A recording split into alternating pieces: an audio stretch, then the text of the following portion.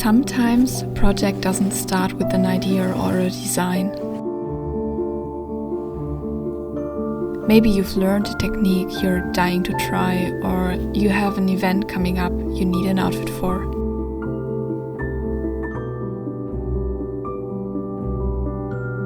This time we start with a fabric. A very limited amount of fabric, to be precise.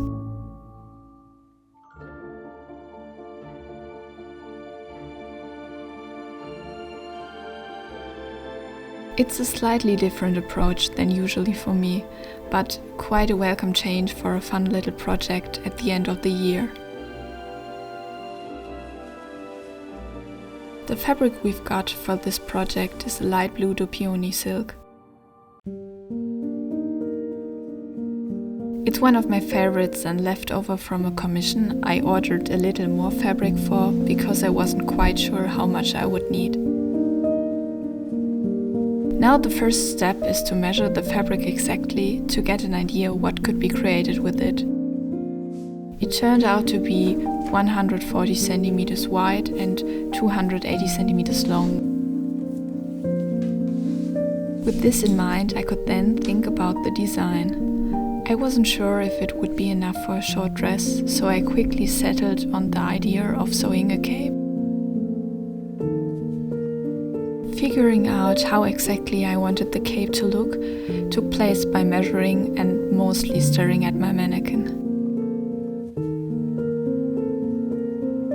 I wanted to use as much of the fabric as possible, so I had to be very mindful while planning the pattern. I then settled for mostly half circles and squares to make the most of the fabric, but I wanted to have a fitted collar part I had to actually draft. I did this using my mannequin to draw the lines directly onto it. This way you can see the proportions and lines on a body, which sometimes is more convenient than drafting the pattern on paper. I used the drawn pattern from the mannequin to create a smoother paper pattern to work with later. In order to do that, I cut out all pieces, laid them flat on the table and traced them onto a sturdier paper.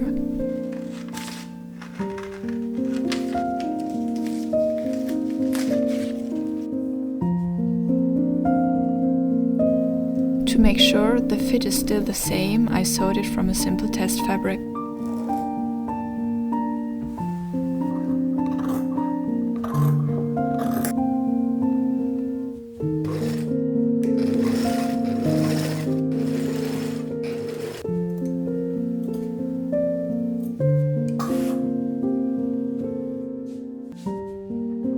I really liked how it turned out, so I could use it to create the negative pattern for the circle that would later create the cape.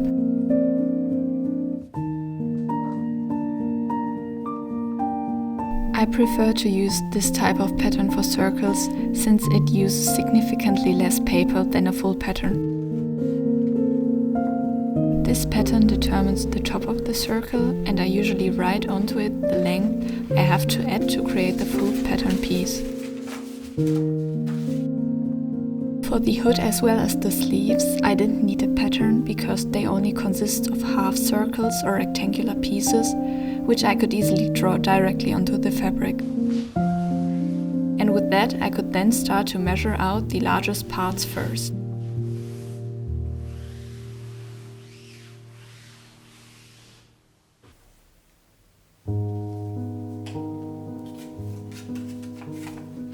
For this, I pinned the negative pattern pieces onto the fabric, keeping in mind that I still need to add seam allowance on the sides.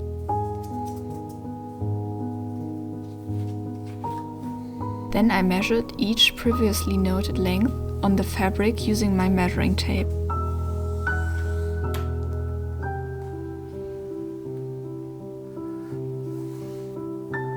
I did this on both front pieces as well as on the back piece.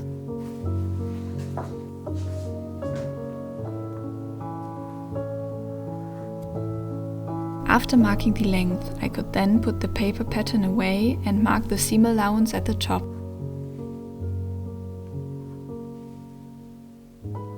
Then I could cut the fabric following the chalk lines.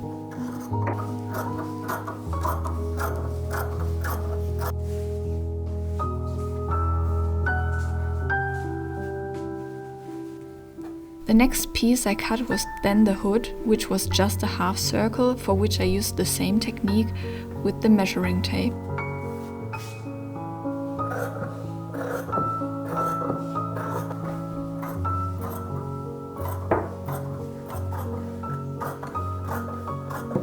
After that, I cut the sleeves as rectangular pieces.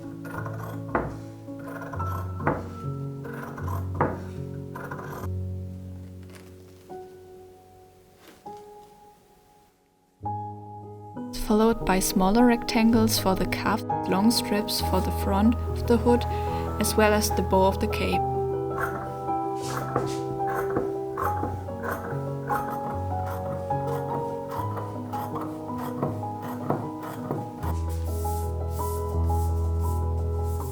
After all big parts were cut, I could then use the rest fabric to cut out all the collar pieces I drafted earlier.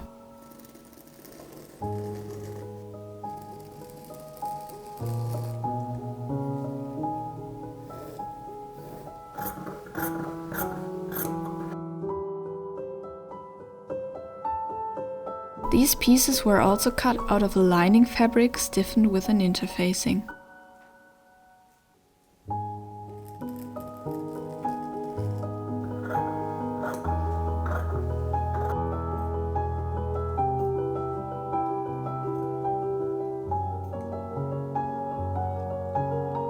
I also cut the same half circle I made for the hood out of the lining fabric.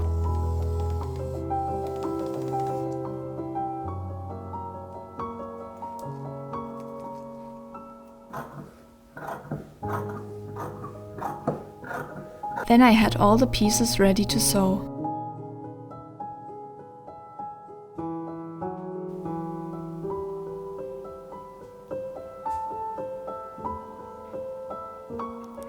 Looking at the small pile of fabric scraps that are left, I'm really happy how I cut everything.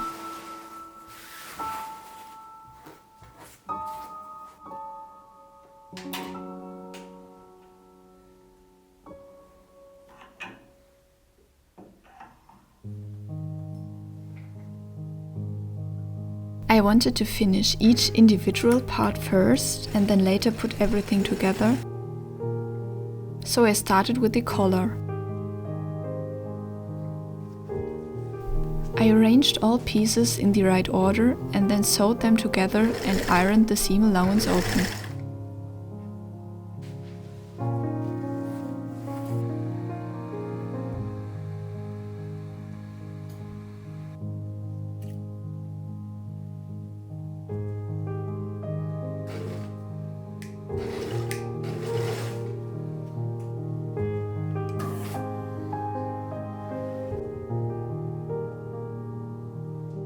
I then repeated the same process with the lining collar.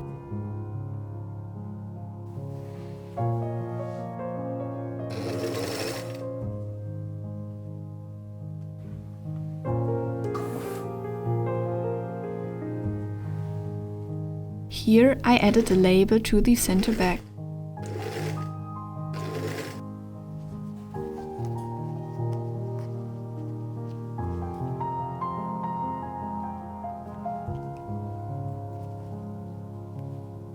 With both of the collars done so far, I could then sew the hood next.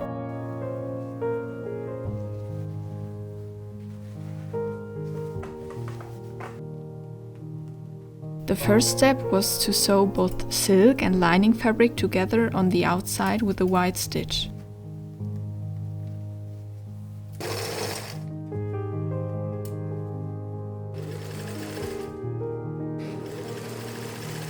I then sewed a small strip to the front of the hood.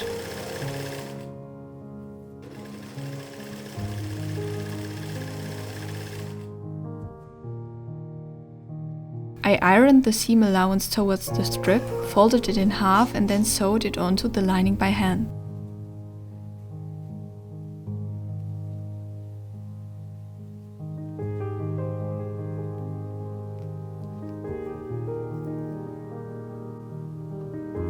I stitched close to the previous seam and was able to use it as the measure for the new stitches.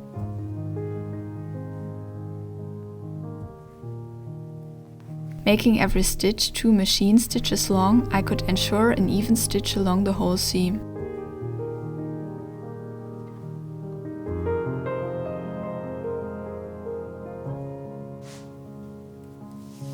This, in combination with keeping close to the other seam line, made the hand stitches almost invisible. The last step on the hood was then to sew around the half circle with a wide gathering stitch, which could later be used to divide the whole length to the small collar.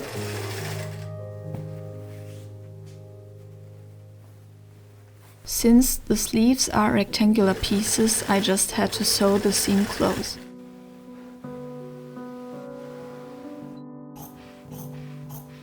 With how I arranged the pattern pieces on the fabric, the sleeve seams are the only unfinished seams. That's why I decided to do French seams here. This way everything in the cape will be finished nicely.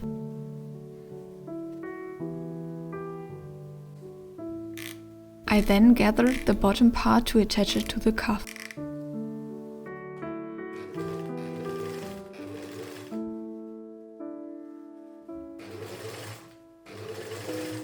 The cuff seam was closed as well, and I marked each quarter with a pin to ensure even gathers.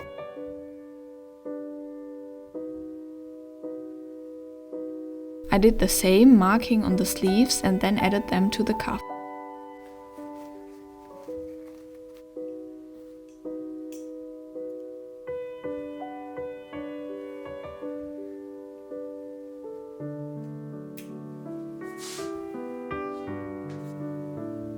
After that, I had to sew the strips for the bow, turn them inside out and iron them flat.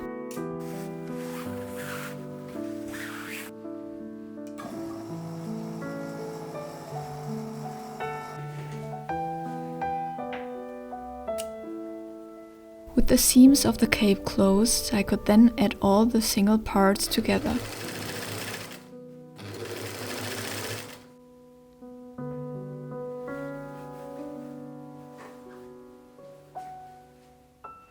First, I added the sleeves to the cape parts and then after that pinned the hood onto it. Since it has a lot more fabric than the opening of the cape, to ensure enough room for the head, I had to gather the hood. I marked it like I did on the sleeves before, pinned everything in between in equally large steps, and then gathered it and sewed it onto the cape.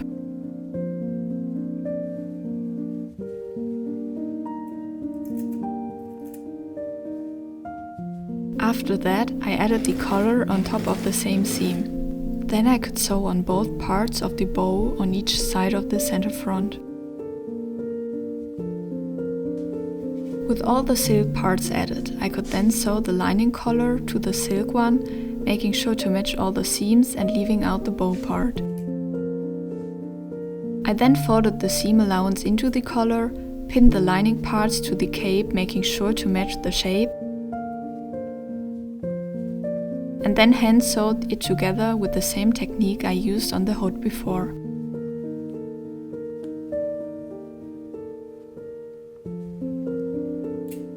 Since it's a rather simple design, the finishing is especially important for a high quality look.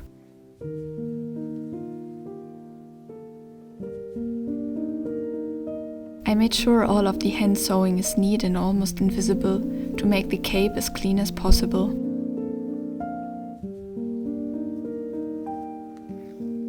When finishing the center front, I folded the fabric in twice and then sewed it with a very small hand stitch, only catching the smallest thread to make the seam as invisible as possible from the outside. I always make sure to use a thread matching the color of the fabric, but since this fabric is made with 2 different colors in the different directions, I had to make sure I used the same color the thread had that was going in the same direction as I was sewing. I I finished the cape with doing the same on the hem.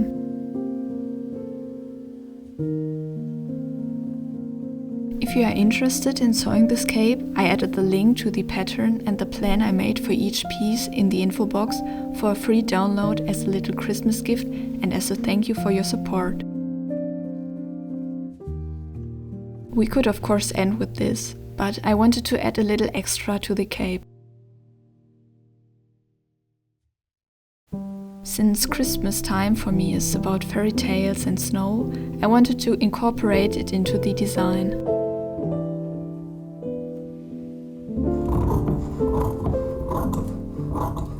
I also wanted to try a new technique I have actually never done before, so I decided to add some tulle gloves embroidered with frost to look like the touch of the person wearing the cape turns everything into ice.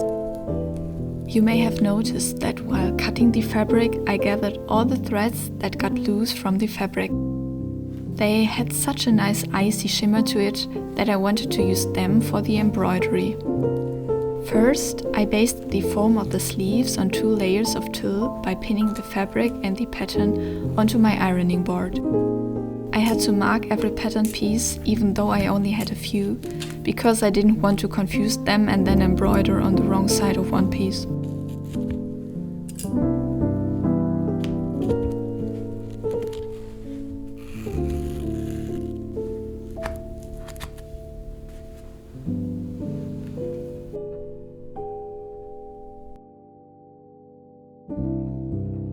I then started shaping the frost, starting from the fingers going up the hand, first with the thicker embroidery thread and later with the finer silk thread from the fabric. I just wanted it to be a fun little project at the end of the year without trying it to be perfect, so I just went along without a real plan.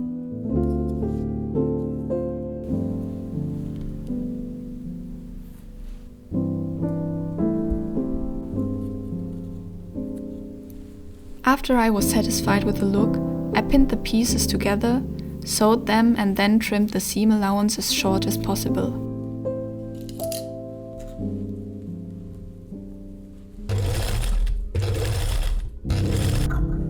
Looking back, I shouldn't have cut it this close, but that's something I can do better next time.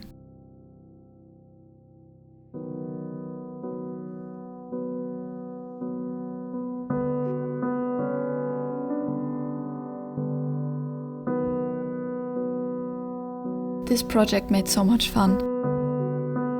Starting with a different approach as usual and trying out a new technique in the end challenged me, but was really nice as well. I loved how the look turned out in the end and that it fits the winter theme so much. I hope you enjoyed the video and maybe want to make your own cape in the next year. I'll definitely will be back with new videos and would love to hear from you in the future.